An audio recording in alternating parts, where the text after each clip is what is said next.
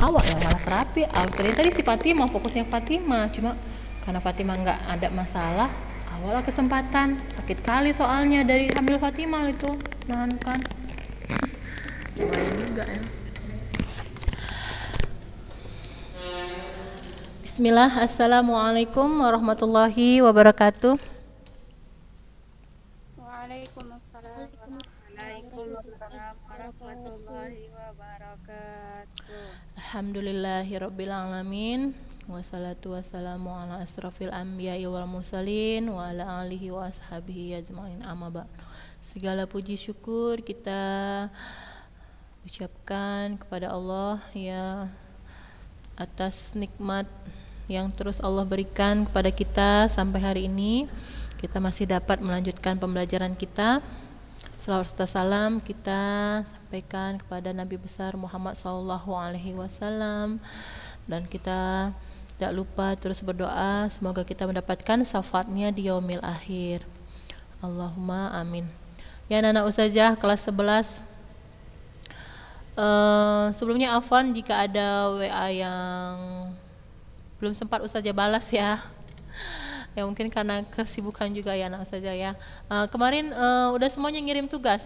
Itu juga tugas-tugas mungkin ada yang belum sempat ustazah periksa ya, siapa yang sudah, siapa yang belum gitu. Jadi yang belum masih ustazah berharap terus kirim ya, yang belum tugasnya terus dikirim.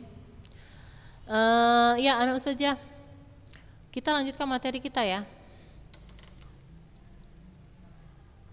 Kita lanjutkan materi kita. Manfaat aktivitas fisik teratur. Itu yang kita udah bahas ya. Kemarin sampai mana, Najiha?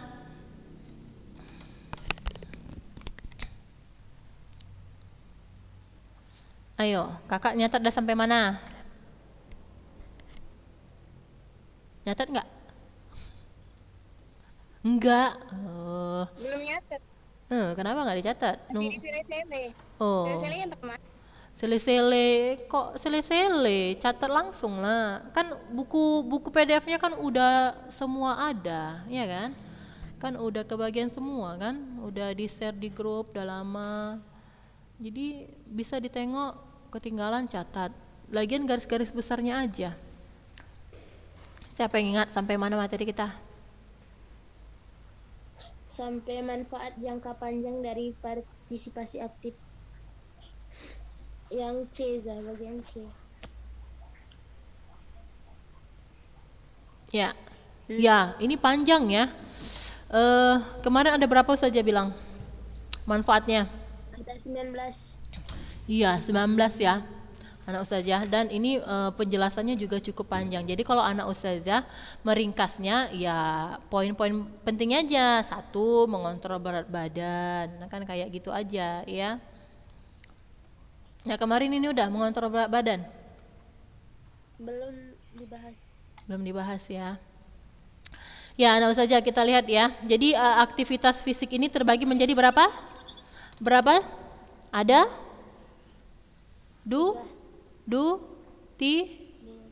Tiga.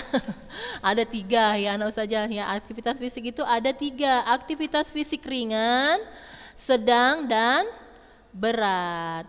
Ya, aktivitas ringan, sedang, dan berat. Nah, kalau aktivitas ringan itu contohnya apa? Ya banyak ya, jalan kaki ya, menyapu rumah juga termasuk aktivitas ringan ya, mencuci piring, mencuci kendaraan. Nah di sini masuk lagi kata-kata berdandan. Ya berdandan juga termasuk aktivitas ringan ya. Duduk, les di sekolah, les di luar sekolah, banyak sekali ini anak ustazah aktivitas ringan. Tapi kalau kita pandang dari sisi yang olahraganya, yaitu ya berjalan kaki, bersepeda, seperti itu ya. Nah di sini ada lagi nonton TV, aktivitas bermain PlayStation, ini game ya, bermain komputer, belajar di rumah, dan duduk santai. Nah ini aktivitas ringan. Artinya apa? Hanya sedikit tenaga yang keluar ya, hanya sedikit tenaga yang dikeluarkan ya, dan biasanya tidak menyebabkan perubahan dalam pernapasan dan ketahanan ya. Jadi kita nggak ada pengaruh dalam apa ini pernapasan ya, sistem pernapasan kita gitu ya, namanya ringan. Tapi kalau anak usaha mungkin berjalan ya, kayaknya itu lebih teratur ya nafasnya ya. Ya, oksigen keluar masuk juga itu lebih teratur, berjalan kaki atau bersepeda, nah seperti itu ya. Kemudian kita lihat aktivitas sedang ya, aktivitas sedang ini aktivitas yang bagaimana terus menerus gerakannya ya, terus menerus. Jadi tenaganya juga harus intens dan terus menerus terkeluarkan ya. Contohnya berlari kecil, berenang, bermain ya, bersepeda ya, bersepeda. Nah, kemudian jalan cepat. Nah, tenis meja juga. Nah, ini aktivitas sedang. Kemudian aktivitas berat. Nah, ini biasanya berhubungan dengan apa? Berhubungan dengan beban ya, beban yang dirasakan oleh fisik kita gitu ya, beban berat. Berhubungan dengan ya, membutuhkan tenaga yang besar dalam melakukannya ya, dan membuat apa itu? Membuat berkeringat ya. Contoh apa? Berlari ya, bermain sepak bola, senam, bela diri, nah angkat berat ya, angkat besi, angkat barbel seperti itu. Nah, ya itu aktivitas berat. Jadi anak saja, jadi ketiga aktivitas ini ya tentu pasti bagaimana selalu kita alami dalam kehidupan sehari-hari, ya kan? Dan ada manfaat jangka panjang dari aktivitas fisik yang kita lakukan jika secara teratur. Ingat ya, secara teratur. Ya, jadi kita nggak bisa ini anak saja, nggak bisa kita nggak berolahraga. Jadi olahraga itu penting. Jangan katakan olahraga itu nggak penting anak saja, apalagi di masa pandemi. Bahkan kita dianjurkan untuk berolahraga. Selain kita mengkonsumsi makanan-makanan yang sehat dan bergizi, kita juga dianjurkan untuk berolahraga. Jadi jangan gak suka sama yang namanya olahraga.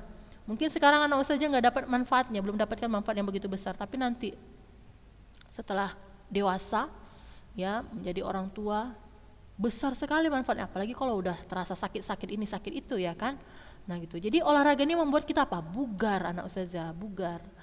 Ya, jadi ustazah sendiri pun merasakan ya manfaatnya berolahraga. Sejak jadi guru olahraga ya terasa ini manfaat olahraga. Ini kita lama ya nggak praktek di sekolah kan. Kadang praktek di sekolah itu termotivasi ya ustazah juga untuk bergerak juga, memberikan contoh. Ini enggak kita nggak praktek di sekolah, mungkin di rumah olahraganya ya sekedar aja gitu. Tapi kalau nama yang jalan kaki yang ringan lah ya, jalan kaki itu ya sering kan gitu kan. Cuma mungkin olahraga yang agak berat ya kan seperti itu, seperti misalnya mungkin kita belajar apa itu, sit up kan gitu kan, atau latihan-latihan pemanasan, stretching, kemudian berlompat, macam-macam ya, mungkin bermain bola voli seperti itu, basket. Nah itu kan agak lebih berat ya, dan itu menguras apa, keringat. Nah gitu, jadi lebih termotivasi. Jadi besok-besok kita lakukan lagi, kita nggak berat gitu, karena sudah terbiasa gitu. Tapi bayangkan kalau kita habis itu berhenti, setahun ini nggak ada praktek di sekolah, hanya disuruh praktek-praktek di rumah, kan kayak kurang termotivasi ya. Tapi sebenarnya itu dari diri kita sendiri sih ya, harus ada olahraga. Seperti saja bilang, minimal jalan kaki misalnya 1-2 kilo jaraknya, atau berlari-lari kecil keliling halaman yang menguras apa, energi kita, berkeringat kita, karena itu kita sehat gitu ya. Kalau kita jarang mengeluarkan keringat itu bahaya ya, bisa nggak sehat kita gitu ya, gampang nanti badan kita ini penat-penat ya, pegal-pegal seperti itu ya. Nah jadi di sini manfaatnya sangat besar. Pertama, mengontrol berat badan. Jadi anak ustazah, jalan kaki itu sendiri saja pun sebenarnya sudah bisa menurunkan berat badan ya, jalan kaki. Tapi jalan kakinya teratur ya anak ustazah. Yakinlah kalau anak ustazah lakukan teratur, misalnya pagi atau sore hari ya kan, kita cari waktu yang lapang dan rutin gitu, turun loh itu berat badan gitu. Tapi makannya juga dijaga ya.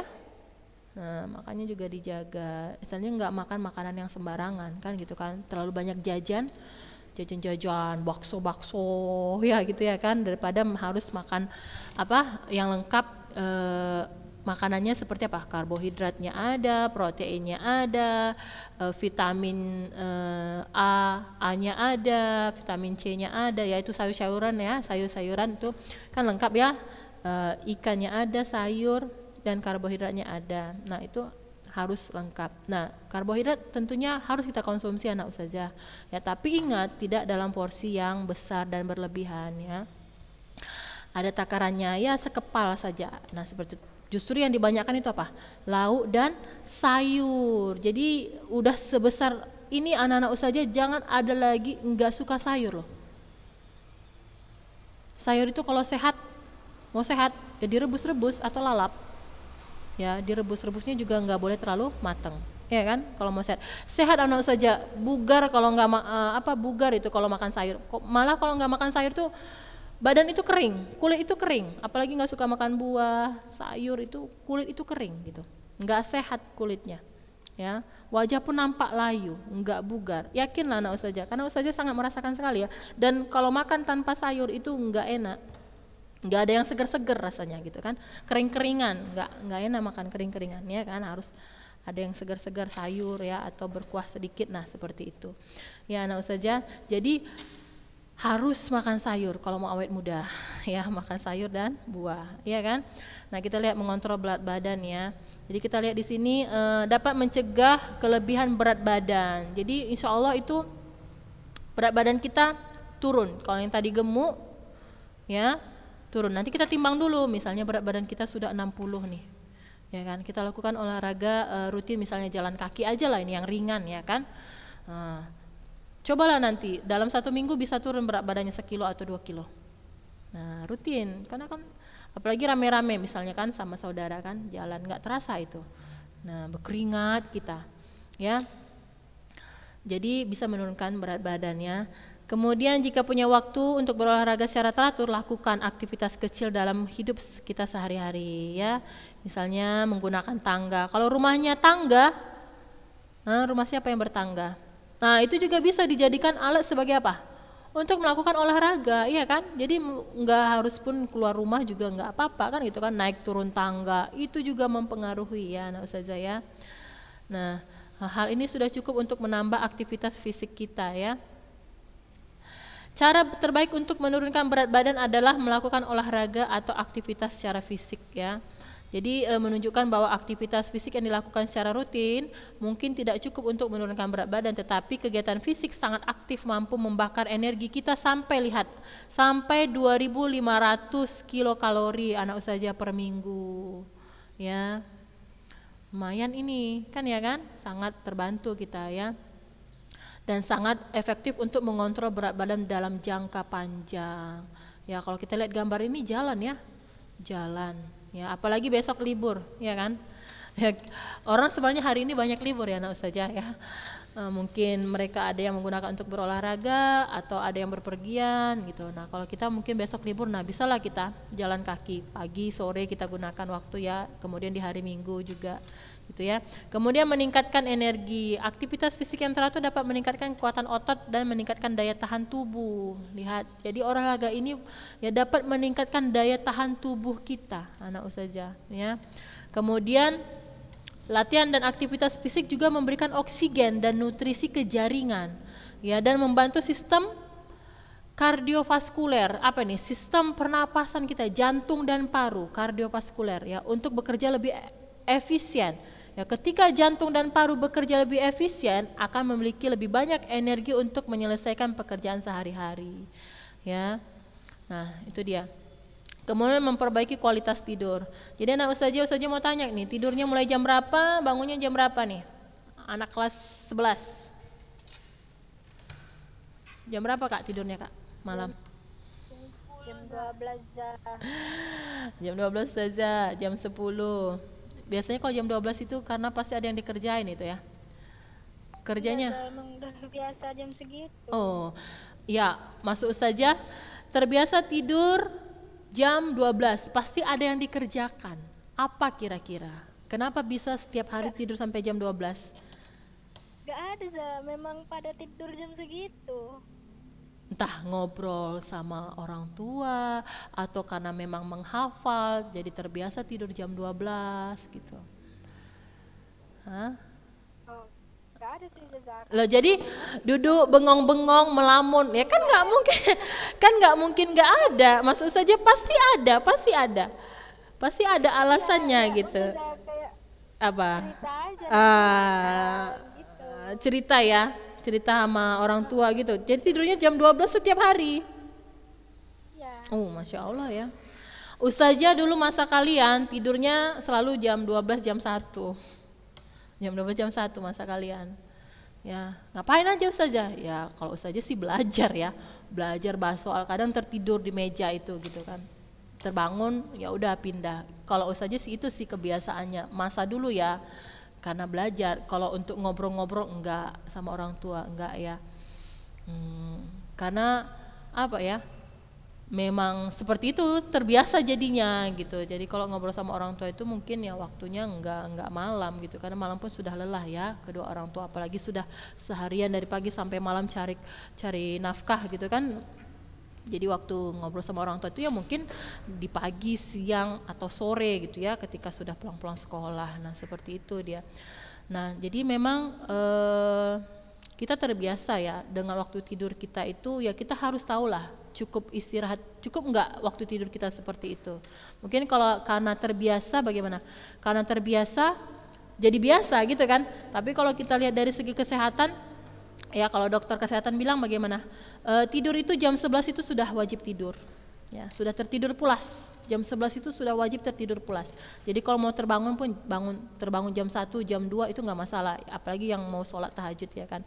Nah, itu yang Ustazah dengar dari dokter ya, dokter ya ahli tentang kesehatan. Nah, seperti itu. Jadi anak Ustazah kalaulah bisa dirubah pola tidurnya biar berkualitas kan gitu kan. Nah, Ustazah mau tanya, tidur orang dewasa itu berapa jam kira-kira? 6 ya. Anak-anak itu 8 ya. Anak-anak 8. Orang dewasa minimal 6. 6 ya, paling sedikit 6. Anak-anak yang harus lebih banyak apa? Banyak tidurnya ya, 8 jam ya. Itu di anak-anak. Kenapa? Karena mereka masa pertumbuhan. Ini anak-anak Ustazah juga sebenarnya masa pertumbuhan, tapi remaja ya, remaja menjelang dewasa, ya kan? Ini usianya ada yang sudah berapa nih? Remaja itu usianya berapa kita katakan 12 sampai 14 tahun remaja ya, selebihnya sudah meranjak dewasa. Berapa anak Ustazah umurnya? 16, 17, ada yang 16, 17 ya, ada yang 15, ada yang masih 15, rata-rata 16 ya, 16 ya rata-rata ya, atau mungkin ada yang juga sudah 17 ya. Nah, sudah peralihan ya, sudah dewasa kan gitu kan, mengarah pada dewasa. Nah seperti itu ya, tentunya harus lebih lebih mandiri lagi tentunya ya. Jadi anak Ustazah memperbaiki tidur yang berkualitas. Nah kalau Ustazah simak yang dari dokter kesehatan seperti itu, jam 11 itu sudah tidur pulas, 11, 12. Nah terbangunnya kalau mau jam 1, jam 2 itu enggak masalah kan gitu kan. Nah, jadi jam 11 itu sudah wajib tidur. Ya, kalau anak Ustazah tidak ada kegiatan lagi ya, supaya apa? Supaya tubuh kita ini juga bagaimana? Ya, kita bilang awet muda kan gitu kan, tidurnya harus berkualitas. Nah, seperti itu. Jaga tidurnya, jaga istirahatnya, karena manusia butuh tidur gitu ya, butuh tidur gitu. Supaya besok paginya tetap bugar, sehat, ya kan? Nah, ya, siapa tadi? Sarafina ya. Ya, Kak. Dipercepat waktu tidurnya jam 11 sudah tidur pulas kalau bisa ya kan. Nah seperti itu yang dikatakan oleh dokter ya. Ya cobalah kita ikutin ya. Kadang pun Ustazah juga apa ya, karena ada kesibukan sebenarnya, yang anak menangis ya harus terbangun ya. Kalau kalian kan masih bisa sebenarnya tidur itu nyenyak dan pulas ya, anak remaja dewasa ya kan. Karena bebannya paling banyak apa? Belajar kan gitu kan. Belajar pun kalau masa daring kayak gini sebenarnya lebih santai kan gitu. Jadi lebih bisa mengontrol waktunya. Jam segini udah siap belajar. Nah, jam segini udah makan, jam segini udah merojaah. Nah, jam segini harus tidur kan, seperti itu ya kan. Ya, anak Ustazah. Nah, kemudian itu ya harus bisa memperbaiki kualitas tidur kita ya. Jadi nggak boleh bergadang ya, nggak boleh bergadang. Ustazah yang ngerasa bergadang, ya Ustazah itu bergadang kalau ngoreksi itu kadang kan berbagi ya, HP itu berbagi, belum lagi punya anak ya, masa-masa daring ini kan betul-betul menguras energi ya, itu ngoreksi kadang lembur, apalagi kalau udah mau bagi rapor lembur, kalau nggak lembur nggak siap. Kadang kayak gitu sih.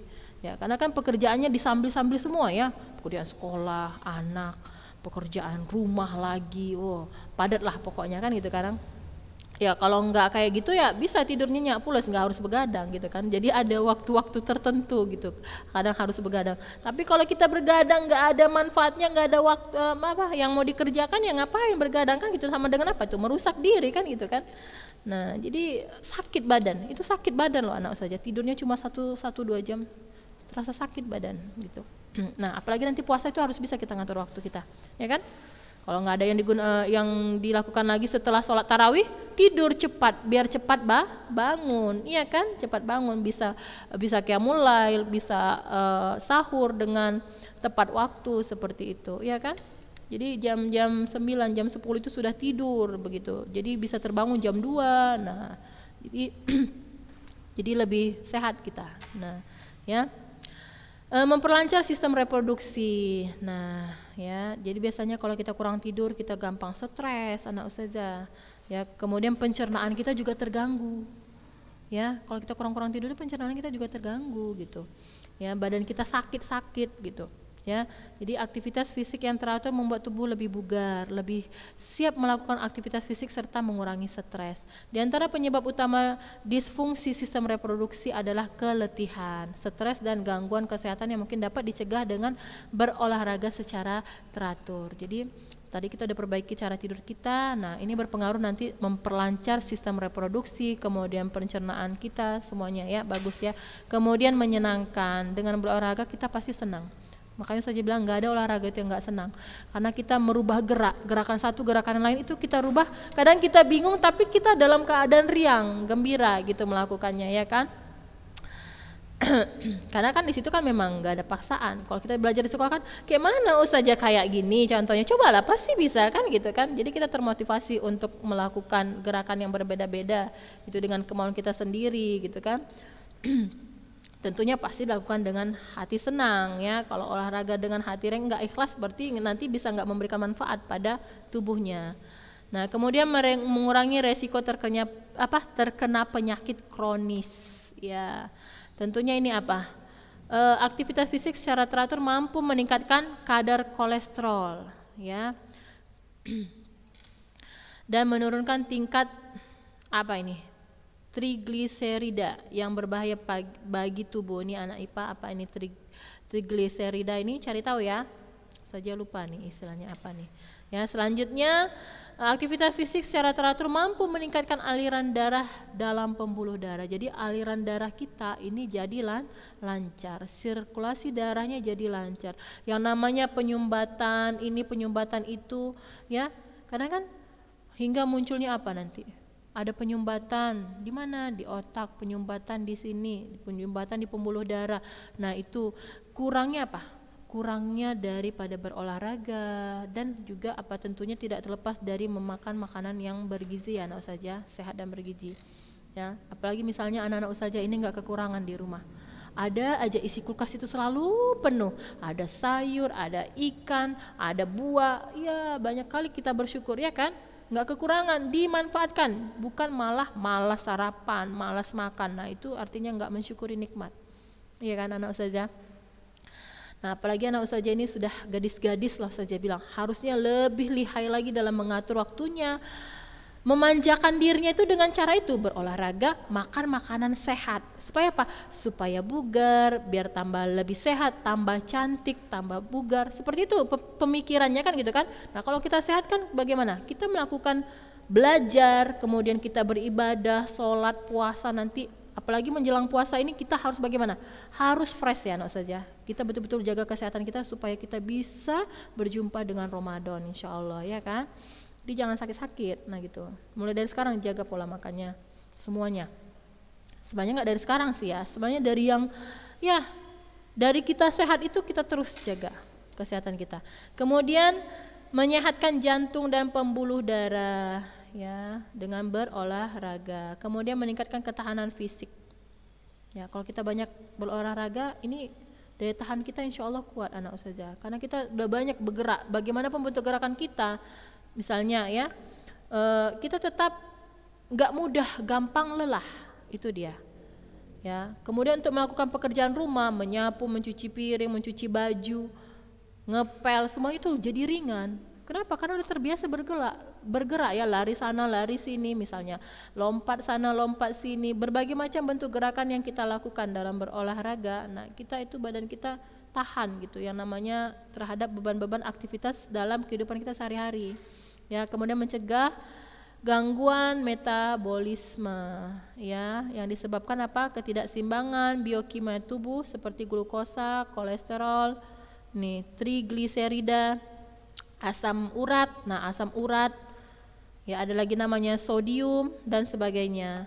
Ya, padahal dalam kadar normal zat-zat tersebut diperlukan untuk membantu metabolisme agar olahraga secara teratur dapat membantu memperbaiki keseimbangan biokimia tubuh, kemudian membuat awet muda. Nah, ini yang Ustazah bilang tadi, awet muda, olahraga itu awet muda anak Ustazah ya, karena membantu melancarkan aliran darah, yang membantu oksigen dan membuang racun. Jadi kalau kita berolahraga itu racun itu keluar lewat keringat-keringat kita anak Ustazah.